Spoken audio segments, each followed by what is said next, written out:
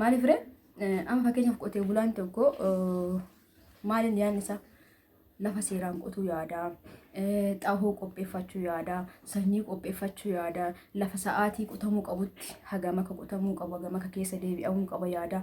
Eega qotee geessin booda facaasa, eega siin booda ni aramaa, qorichoo afuufamuu qabe ni afuufa. Haga midhaan kun dhahamee mana galfamutti hojiin isaa addaan kutu jechuudha. To'achuu qaba maaliif callaa bareeda akka argatuuf. Akkasuma bu'aa bahii inni keessa dabaru kan ilaalame hojii tokko gaafa hojjettan hadha waan tokko jalqabdanii hadha bu'aa isaan argitan jechuudha. Bismillah. Egaa baay'ee namoonni hojjetaa jijjiirama isaan argu jedhanii hojjetaa jijjiirama isaan argu yeroo baay'ee jijjiiramuu barbaada keessi kiyya hojii barbaada bakka guddaa gahuu barbaada kaayyoo kiyya bira gahuu barbaada garuu ima hojjedhaa bu'aa isaa hin agarre ima hojjedhaa jijjiirama isaan agarre sababbiin isaa takkanaa garuu dhabeetiin jira furmaata dhabeetiin jira garuu ammallee abdii hin murre hojjetaatuma jira. Haa hojjedhu malee sababbiin ani bakka yaada san gahuu dadhabeef naaf hin galle jedhanii ijoolleen baay'een gaafisnitti ta'eeti jira. Namoonni jettanillee gaafattan jirtanii namoonni immoo osoo hin gaafatin keessa keessanitti gaafii ta'ee hafee jira. Haa ta'u malee mootii hagammallee warri akkasumallee osoo ta'u hojii osoo addaan kutiin dalagaa jirtan ni jirtan jechuudha.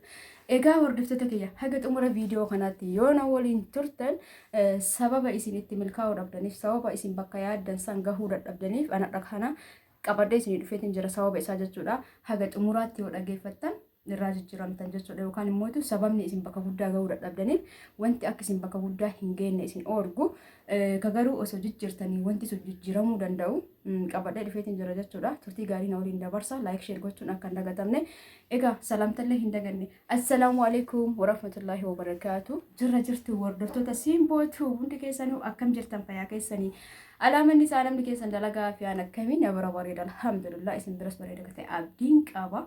Egaa hordoftoota kiyyaa namni martuu yeroo ammaa kana keessatti jireenya tana fooyyeffachuuf jireenya tana mooyachuuf kun biyyaa bahee kun biyya keessatti tattaafataa jira jechuudha. Isinillee akkuma beektan baay'een keessa biyya keessa teessanii wantoota garaagaraa yaaduudhaan hoggaa hoggatti hojii garaagaraa hojii mootummaa hojii dhuunfaa jechaatiin dalagachaa xaarachaa sammuu keessan boqonnaa orgaa jirtan. Akkasumallee baay'een keessa lakka biyya kana keessatti jijjiiramaa hin jiru.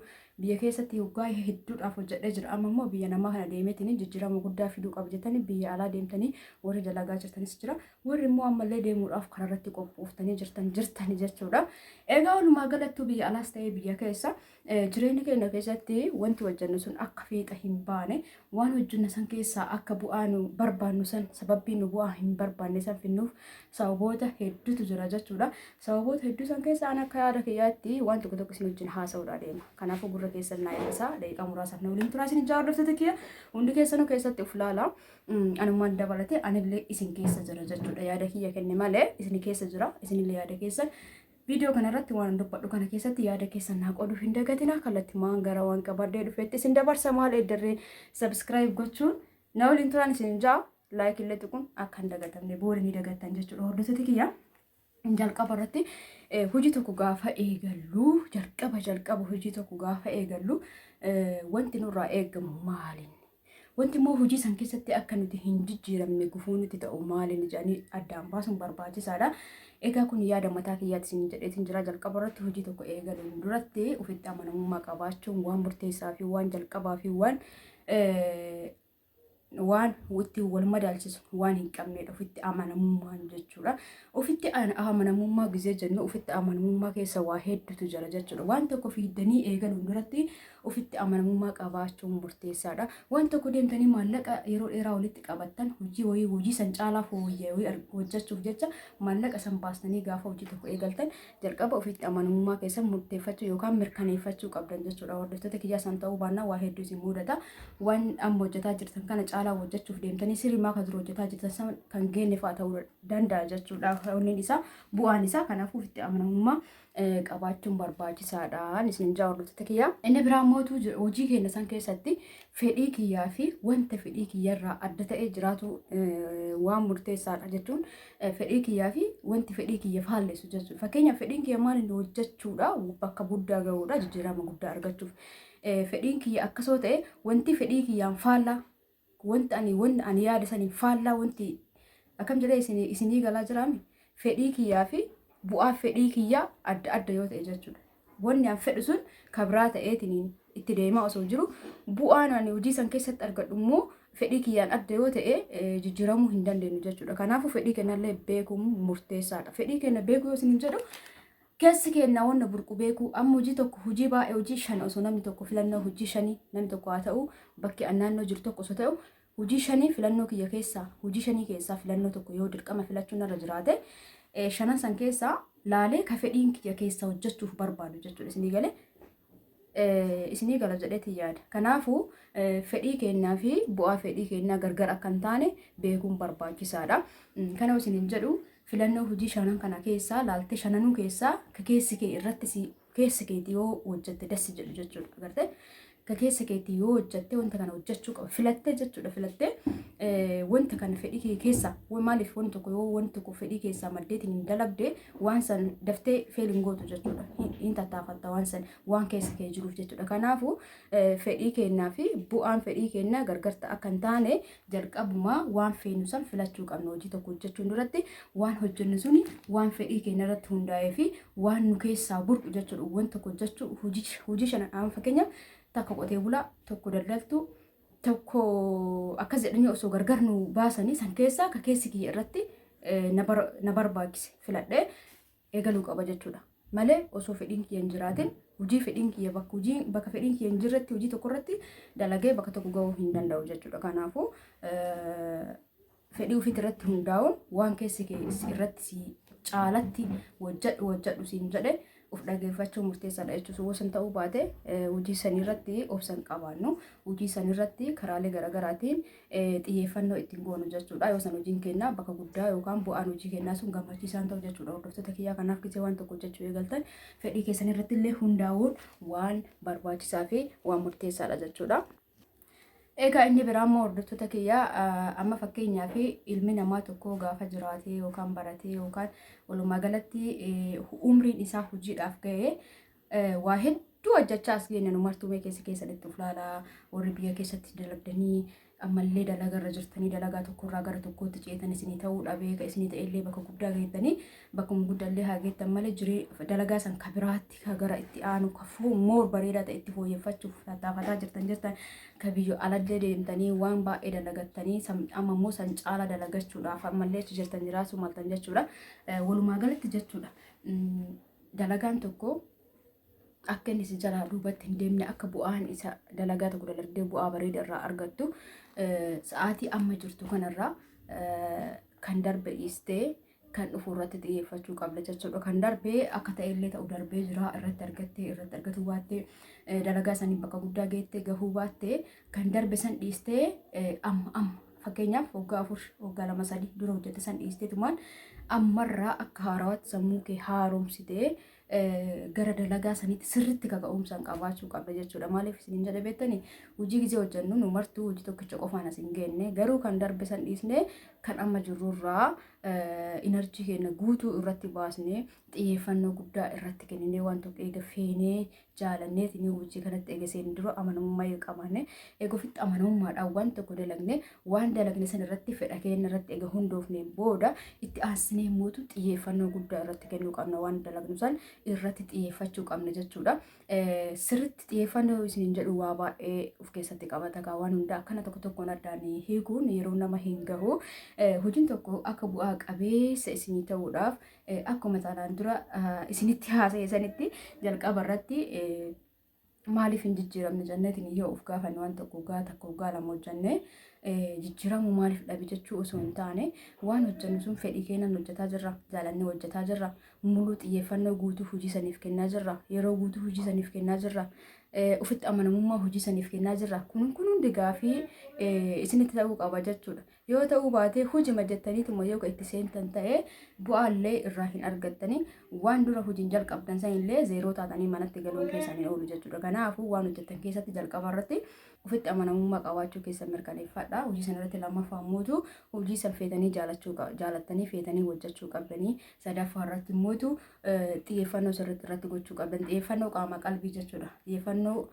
qalbiin gootee qaamaan gara biraa yookaan qaamaan achi jiraattee qalbiin gara biraa osoo hin ta'in xiyyeeffannoo qaama qalbii waan dalagdan san irratti gochuu qabdanii jechuudha. Hordoftoota kiyya egaa hundi keenya yoo waan hojjennu kana namni waa tattaafatu hunduu bu'aa bareeda argachuuf malee bu'aa amma jiraattu gadi argachuuf miti jechuudha. Kana fakkeenya gaarii isinii fiduudhaaf isinii kennuudhaaf amma jireenya amma jiraadhu kana nagee jedhee stop jedhee jiraachuu irra filadhamoo jireenya kana caalaa jiraachuuf tattaafadhamina adeemsa. Isinillee hundi keessanuu bakka jirtanitti mana keessan teettanii bakka amma viidiyoo dhageeffataa jirtan kanatti waan keessa jirtan isintu beekaa miti. Garuu ka hojjetaa jirtanii jireenya ammoo jiraattan kana jiraachuuf leefi gootanii jiraachuuf immoo jireenya kana caalaa moor fooyya'aa ta'e jiraachuuf hojjechaa jirtan kun gaafii kiyyaa deebinaa deebisa. Ani garuu gara kiyyaa jireenya amma jiraataa jiru kanallee alhamdulillah hedduutu akkan itti gammada. Maaliif ree gaafa bakka amma jirtu kan ati jiraattu nama sii gadi ilaaluun barbaachisaadha. Yoo san hamileen sitti dhufti jechuudha. Yoo immoo cadhiste nama sii ol ilaalteetini ufii keetii nama sii olii wajji yoo madaalchiste sammuun kee hojiidhaaf osoo hin ta'in kabanamaa deemu yaada saniin jechuudha. Namni kun naa oola namni kun naa oola akkamii akkana noo kun dhukkubbii sitti ta'a malee akkas yaaddeef nama si afoo jiru san bira ga'uu hin dandeenye. Namni hundi uumamaan tokko garummatu akkaataa ilaalcha keenyaatti adda nu godha jechuudha. Kanaafuu bakka amma jirtu kana waa hundaan hol bira qabdee ilaaluun barbaachisaadha. Amma kanatti yoo ammaarratti yookaan yoo gizee mara ana akkana jettee sammuu waqasaa goote rabbillee sirra ilaala. Kasii gadi meeqatu jira jechuudha. Jireenyi kee kanatti hawwasii gadi hedduutu jira. Kanaaf ati wanta ati godhuu qabdu nama sii gadi wajjinillee nama sii olii wajjinillee uf ol madaalchisuu hin qabdu. Ufii kee wajji ufuma kan kee jireenyi ankalee keessa dabare akkamii ka amma irra jiru akkamii ka borutti dhufuudha deemu yookaan ka boruu kiyya jiraachuuf hawwumoo akkamii. Okay, egaa kana addaan baafatteen booda jireenya kaleessa san keessa dabare as ga'ee jira miti.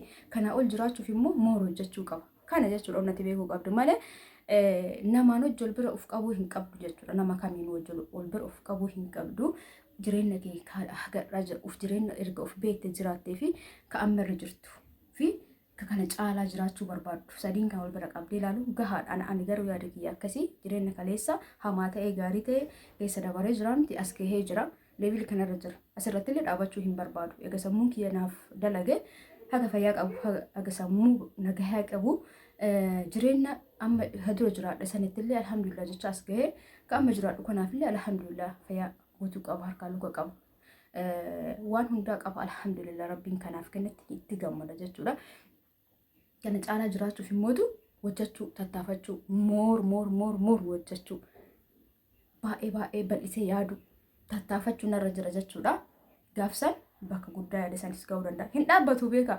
Osoo dhaabbatee walroonni sirriitti ikoonomiin isaanii jireenyi isaanii wanni hundi isaanii bakka sirriitti abbaa qabeenyaa ta'e moor abbaa qabeenyaa godhachuuf hojjetan malee hin taa'ani jechuudha. Kanaafuu jireenya dhuma qabdu garuu jireenya fooyya'aa jiraachuudhaaf hojjechuun sammuu bareedaan yaada bareedaa bal'istanii yaaduudhaan obsa bal'aa qabaachuudhaan mootuu wanta garaagaraa wanta bareeda jechuun keessanitti nageenya isinitti uumu matsaafa garaagaraa yookaan kitaabota garaagaraa dubbisuudhaan egaa akkasiin hin jira hordoftoota kiyyaa inni guddaan immoo egaa qabxii tokko lama sadii sadii isinii kennaa duraa duubaan osoo hin ta'in akka keessa kiyyatti dhagamee isinitti haasaa jira qabxiin osoo kennee fi qabxii lakkoofsa hin qabu jechuudha hordoftoota kiyyaa hojii tokko jettee hojiin keessuun akka bakka tokko gahuuf waa hedduu sirraa eegamu dirqama sirraa eegamu baateetiniin kan firii isaa san hedduu jechuudha hordoftoota kiyyaa namni hedduun hojii tokko eegaluudhaaf sababa baay'istaan taanaan yoo hin hojjetanillee hojiin isin hojjettan sun bu'aa qabeessa hin ta'u jechuudha. Kanaaf sababa nama kamiitirraayyuu sababa wayiitirraayyuu bilisa ta'uu qabdan. Kana isin hin jedhu fakkeenyaaf hojii tokko eegaluuf sababa qopheessuun furmaata hin ta'u jechuudha. Furmaata akka ta'u sababa san dhiistee gara hojii sanii akkamitti akka seenuu dandeettu furmaata itti soqu malee fakkeenyaaf amma namni tokko maallaqa hin qabu akkamitti waan kana hojjedha yookaan immoo ka'umsa hin qabu akkamitti waan kana hojjedha ani barka waan kana ka hojjetu dhiiseef nama na gargaaru hin qabu ani waan kana hojjetu ka dhiiseef nama na jajjabeessu hin qabu kana hojjette namni yoomus hin jajjabeessu so'atiin socho'in jechuudha. Yoo abbaan iyyate ollaan birmata jedhanii miti kanaafuu sababa yoo goote hojii kamittuun seentullee hojii hojjetu san keessatti hojiin kee sun amma yoo bu'aa qabeessa sii ta'uu baate hojiin kun waan bu'aa qabeessa naan hin taaneef kana caalaa hojjetuu hin danda'u. Hojiin kun waan akkana naan ta'e no sababa yoo waan kamuu jireenya keessatti illee hojii qofaa miti yoo sababa irratti kan hundooftu ta'e waan ati yaaddu sun waan akka illee bakka sanii siin socho'u bu'aa qabeessa illee hin taatuuf dadhabsiista malee jechuudha. Kanaaf hojii tokko keessatti sababa waan jedhamu jala oofuu hin qabdu jechuudha. Ati dirqama kee bahi. Dhugaadha namni si gargaaru yeroo hin jiru yeroo kamittuu haa ta'u namni ol ka'ee ol si fuudhee waan kana fakkeenyaaf hammati magaalaa deemteetiin waan tokko fiduun dirqama yoo sirratti ta'e namni tokko si fuudhee magaalaa geesse waan kana fuudhi kan si hojii deeme jechuudha. Kana fuudhu sin jedhee ol fuudhee manatti sin deebisu. Dirqamati magaalaa deemtee waan tokko fitachuu yoo barbaadde lukaan deemi makiinaan deemi akkamitti akkas deemtu sitti itti dhiphatuu qaba jechuudha. Isin galee wanni tokko amma waan guddaan waan jireenya kee keessatti jireenya kee jijjiiruu danda'u ni jira. Garuu magaalaa deemtee waan san fudhachuu qabda. Osoo jedhamte no anamma lukaan magaalaa deemee waan san fudhachuu hin danda'u. Sababa lukaan deemee waan achi gahuu hin dandeenyeef fudhachuu hin danda'u. Sababa taaksiin hin jirreef waan san dhaqee fudhachuu hin danda'u. Yoo jettee sitti hafa jechuudha. Garuu immootu akkamitti akka magaalaa deemtee deebi'uu dandeettu yoo barbaadde hin dhabdu. Lukaanis ta'uu danda'a. Lukaan osoo deemtu immootu tasa konkolaataa argachuu dandeetta. Inumaayyuu immootu lukuma keetti nu deemtee achi geettee deebi'uu dandeetta. Inumaayyuu immoo baatee konkolaataa akkuma baateen argachuu dandeetta. Garuu manaa yoo akkas jedhamte fakkeenyaaf sin jechaa jira. Mana amma nama lama taatan yoo jiraatan bakka wanni si fayyadu tokko magaalaa dhaqxee fudhachuu qabda. Namni sun siin jedhee yeroo akkamuu keessa haa jiraattu. Ati karaa ittiin magaalaa deemtu san ofii keetii yaaddee argatuu qabda malee namni akkas dhaqee fudhu siin jedhe sun hagool si fuudhee achi si geessee bakka sanii meeshaa fudhattee mana si deebisuu hin qabu jechuudha. Kanaafuu waan hojjettan keessatti sababni jiraate taanaan yoomuu hojii san hojjettanii hojii bareedaa bu'aa bareeda hojii san irraa argachuu dandeettan. Kanaaf waan hojjettan keessatti wanti tokko bu'aa bahiin jireenya akkuma jiru hojii keessatti illee bu'aa bahii hedduu jira. Namni si qarqaaru abadan hojii keessatti eenyu si qarqaaru si qofa jechuudha. Kan tattaafachuu qabu. Mana albaate yookaan akka carraa yoo ati hojii saniin bakka guddaa geette namoonni tokko wanni si jechuu danda'an akkasii dha'uu danda'anii ati cimtu siin jechuu danda'an malee gaafa ati hojjechuu bakka guddaa gahuuf duratti tattaafadhu san namni si qarqaaru hin jiru. Inallee eegullee hin qabu. Inni biraammoo hojii tokko keessatti murteessaa fi inni guddaan kutannoo fi murannoo qabaachuu qabda jechuudha. Hojii sanarratti kutannoo fi murannoo waan tokko kutatteetiin dalaguu qabda. Waan tokko ofii keetii murteessuu qabda. Kutannoo fi murannoo jechuun kanuma kana qabaachuun murteessaadha hojii tokko keessatti. Anamma gaafa hojii kana eegalu kaayyoo wayii qaba. Namni kamuu yoo hojii tokko eegalu kaayyoo mataa isaa qabaachuu, mul'ata mataa isaa qabaachuu qaba jechuudha. Kana jechuun gaafa kaayyoo wayiitiif hojjettu gaafa sammuu keessa mul'anni wayii jiraate mul'ata san bira gahuu waan barbaadduuf kaayyoo karoorfatte san bira waan gahuu barbaadduuf jecha jabaattee hojjette jechuudha. Yoo zimbiloo akka namni tokko hojjeteef illee hojjechuu qaba jetteetiin kaatee waan tokko jalqabde kaayyoo waan hin qabneef jecha maaliif akka hojjettu iyyuu siin galu jechuudha. Nyaata dhugaatii yoo ta'e malee. Kanaafuu kaayyoo qabaachuun baay'ee takka murteessaa fi guddaadha jechuudha. Hordoftoota kiyya yeroo tokko jechuudha kaayyoon maali? Mul'anni maali jechuu dandeettan? Kaayyoon kiyya bara kana kana godha jetta waan gootu san. Mul'ata jechuun waan gootu san keessa deemtee ka'afutti yaaddu san bira gahuu jechuudha. Kanaaf mul'ata qabaachuun barbaachisaadha. Hojii nam tokko birrii maqabaateef namni tokko birrii maqabaateef waan tokko banee hojjechuu qaba jedhee yaaduu danda'a. Birrii maqabaateef waan tokko hojjechuu qaba bakka birrii kanaan birriin taa'uurra jedhee nama hojjetu jira. Akkasitti hojjechuu fi karoorsitee yaaddee mul'ataaf kaayyoof hojjechuun tokkoo miti jechuudha. Yoo kaayyoof hojjette waan hundaa keessa dabarta.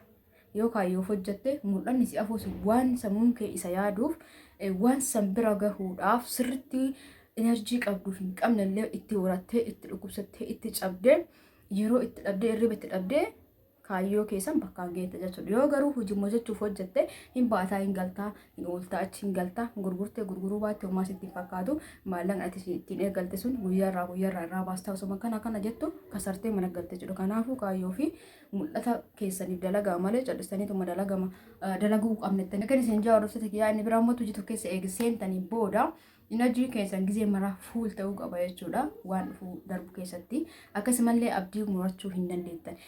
Bari yeroo takka nuti wanna sagaleen ol baasnee haasofneefu wanti keessa keenya jiru yeroo tokko ta'utu jira, yeroo immoo gargar ta'utu jira. Yoo akkam ta'e tokko ta'a, yoo akkam ta'e gargar ta'a. Fakkeenyaaf anammoo wanti na keessa jiru hojii tokko gaafa bane wanti na keessatti uumamuu danda'u jireenyi amma kana caala fooyya'aa jiraachuu hojii amma hojjedhu kana bal'isee yookaan hojii makaraanuu haa ta'u sirri jabaadhee hojjedhe ka ammaa kana bakka amma jiru kanarraa isteeppii tokko yookaan sadarkaa takka ol dabaluu kana ol dabaluuf immootu akka jabaadhee hojjedhu sammuu kiyya keessa jira jechuudha. Waan sammuu kiyya keessa jiru san hojiidhaan mul'isa jechuudha. Gizee baay'ee namni baay'een akkasi yoo kaayyoo fi karooraan deemte yookaan immoo mul'ataaf deemte garuu yoo akkanumaan cadhisteetuma karoora malee hojjette sunsi keessa hin jiru. Wajjadhu ka jedhu qofa sibeessa jira malee karaa ittiin deemuu qabdu karaa wayirraa itti deemuu qabdu karaa itti fooyyee ittiin ce'uu qabdu fageessitee yaaddu jechuudha. Akkas ta'uu osoo hin taane hojiin tokko maaliif akka hojjettu karoora ittiin deemuu qabda mul'ata qabaachuu qabda sababarraa bilisa ta'uu qabda akka keetitti jiraatuu qabda akka namaa osoo hin taane akka keetitti akka mana keetitti akka humna keetitti akka jireenya mana keetii fakkaate jiraatuu qabda malee kan namaa wajjin wal bira of qabuun hojii kamuu keessatti bu'aa caalaa miidhaa isaatu caala jechuudha. Maaliif sin jedhe gaafa tokko gaafa ofii keetii feetee kaatuu fi gaafa nama laaltee hojii tokko eegaltu namni tokko yoo ofii isaatiin maddisiiseetiin waan tokko jalqabe lafaa ka'eetiin itti ka jalqabe yeroo hedduu karoorsee yeroo hedduu itti yaadee buusee baasee maal akka hojjetu addaan baasee kan hojjetu kan eegaluuf hojii tokko jechuudha. Namni mootuu nama laalee hojii eegalu nama san irratti hundaa'a malee keessa isaa san keessa wanni burqi tokko wanni assaabni tokko waan hin jirreef maallaqa waan qabuuf ka'ee waan tokko banuu danda'a jechuudha. Garuu karaalee ittiin keessa darbuu danda'u muuxannoo garaagaraa laaluu qaba. Anaan fakkeenyaaf hojii tokko yoo hojjedhe yookaan barsiistuu ta'uu danda'a yookaan immoo qotee bulaa ta'uu danda'a yookaan faarmaasist ta'uu danda'a yookaan immoo waa hedduu jira kaa hojiin addunyaa kanarra osoo hojiin gosa hedduu jiraatu baate namni iyyuu haga jira hin jiraatu. Maaliif amma yoo ilaaltamee leestiroo irraa kaasa hojii gosa hedduu jira kan okkofnee biran ga'ee mana nyaata ta'uu danda'a. Awoo maal jedhee isinii hima kaa daldaltu barsiistu amma yaamuuf na dhibaasa waa hedduu jira hojii kana hunda namni hunduu akkamii hojjetaa jira akkaataa beekumsa mataa isaatiin jechuudha. Anamma asitti daldaltuu ta'ee deemee immoo qotee bulaa fakkeenyaaf hojiin kiyya daldalaa yoo ta'e daldaltoota gurguddoo warra daldalan bakka guddaa gahanii infoormeeshinii garaagaraa matsaafaan yookaan qo'annoon illee dubbisuu kitaabota garaagaraa illee dubbisuu waa'ee daldalaatiin kan wal qabate wanta fakkeenya naa ta'u bu'aa bahii warroonni daldala guddaa daldalan keessa dabaran sansan dubbisuu qaba sansan hordofuu qaba. Kana jechuun kooppii gochuu osoo hin taane nam tokko yoo hojjettu jireenya keessatti illee haa ta'u namni fakkeenya si ta'e tokko jiraachuu danda'a. Nama san laaltee dubbistee hordofteeni waan si fayyadu achi keessaa akka muuxannootitti fudhachuu dandeetta jechuudha. Akkasii malee waan namni tokko hojjetu dirqama yoo nama ol ka'eetumaan namni tokko waan san hojjeteef jedhisee maallaqa kiyya fuudhee bane karaa ittiin deemu yoo hin beekne waan san keessa akkamitti akka dabaruu qabu yoo hin beekne kasaree mana gala jechuudha. Maaliif amma daldaltuu eega ta'ee yookaan fakkeenyaaf barsiistuu yoo ta'e barsiisota gurguddoolee amala gaarii qaban ka bakka guddaa gayan akkaataa isaan bakka guddaa itti gayaniin san seenaa isaanii karaa kitaabaatiin ta'uu danda'a gara afbarruutiin ta'uu danda'a dubbisee yookaan immoo dhageeffadhee seenaa isaanii seenaa gadhiisan keessaa akkasitti waan baay'ee muuxannoo namarraa fudhachuu dandeettan malee nama san ta'uu hin dandeettan jechuudha. Anamma barsiistuu ta'e waan akka isaan hordofuu qaba malee deemee infoormeeshinii yookaan immoo qotee bulaa deemee akkaataa inni qonna san ittiin facaasee ittiin aramee facaasee haamee dhahee jedhu osoo muuxannoo isaa fudhadhee gara barsiistuu as fidee wal dhiibee jechuudha walitti hin deemu. Kanaafuu waan tokko yoo hojjettan waan isin fakkaatu san hojii keessan waan wal fakkaatu san hordofuun matsaafa garaallee yoo ta'e afaan gara matsaafaa fi kitaabota garaagaraa illee yoo ta'e waan isa wajjin wal qabatu dubbisuu waan isa wajjin wal qabatu fakkeenya godhachuu santu bareeda jechuudha. Maaliif amma fakkeenyaaf qotee bulaan tokko maaliin yaadni isaa lafa seeraan qotuu yaada xaahoo qopheeffachuu yaada sanyii qopheeffachuu yaada lafa sa'aatii qotamuu qabutti hagam akka qotamuu qabu hagam akka keessa deebi'amuu qaba yaada eega qotee geessin booda facaasa eega sin booda ni aramaa qorichoo afuufamuu qabe ni afuufa haga midhaan kun dhahamee mana galfamutti hojiin isaa addaan kutu jechuudha. To'achuu qaba maaliif callaa bareeda akka argatuuf akkasuma bu'aa bahii inni keessa dabaru kan ilaalame hojii tokko gaafa hojjettan hadha waan tokko jalqabdanii hadha bu'aa isaan argitan jechuudha. Kanaaf immoo qotee bulaa fudhachuu hin dandeettan. Fakkeenyaaf hojii tokko gisee eegaltanii har'a hojii tokko eegaltanii ji'aan booda bu'aa isaa eeggatuun hin jiru jechuudha. Akkasii hojii kamuu keessatti. Kan immoo kan fakkeenya isin ta'u fakkeenyaaf qotee bulaa fudhachuu dandeettan. Qotee bulaan tokko mee yoonni sadarkaa inni keessa dabaru laala. Midhaan tokko guyyaa facaafamuu san dura lafti qotamtee guyyaa lafti baqafamee keessa deebi'eetini jedhu sanirraa haga midhaan ooyidii gahamee calleeffamee ooyidii maayyuu gahameen booda dhahamee calleeffamee manatti galutti isteepii yookaan sadarkaa inni keessa dabaru laala. Firii san argachuuf maal keessa dabaruu qaba? Jalqabarra lafa isaa san baqassu deebi'ee qurxuu deebi'ee egaa facaasa bira osoo hin gahin lafa sa'aatii jechuun yeroo meeqa qotamuu qabuu fi akka hin qabne ni beektan yeroo takkatti qotamee waan gadi facaafamu miti midhaanii. San qotee eegeesseen booda facaasee eegasii yoonni ol biqilee ni to'ata jechuudha. Walumaa galatti waan har'a gannaqee biraa deemee itti deebi'uu miti. Eegee kunuunsee egaa biqileen booda illee aramuu harkaan aramamuu qabu harkaan aramee kan qoricha barbaachisu qoricha itti afuufee kana yoo maal ta'e arga yoo hordofi arga jechuudha. Tolaa jira badaa jira kan jedhu yoo aramaan itti hammaatee qoricha afuufii san keessa dabare midhaan sun egaa biqilee aramamee qoricha itti afuufamee jedhee gaheen booda egasii haamamee naamusaan maasarraa gara manaatti galfamee dhahamee egasii callaan isaa bu'aa qabeessa akka ta'u akkanatti jechuudha. Isin galee akkasitti illee ta'ee yeroo tokko beektanii qotee bulaan qilleensi gizee hin taane midhaan akkanitti iyyuu ifaajee yeroo hin taanetu jira yeroo sirri ta'etu jira. Garuu laalaami yoo ta'e illee ta'e yoo hin taane illee waggaa dhufu lafa qotu san hin dhiisan jechuudha. Kanaafuu fakkeenya gaarii isiniif ta'a. Hojii tokko